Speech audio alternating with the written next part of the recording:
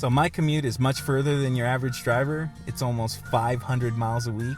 I drive all over LA from Whittier to Pacoima, yes, through the valley. I intentionally go to the valley every single day.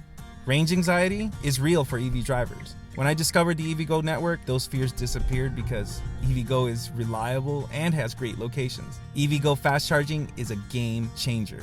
With my commute, those white boxes are more than just chargers. They're peace of mind.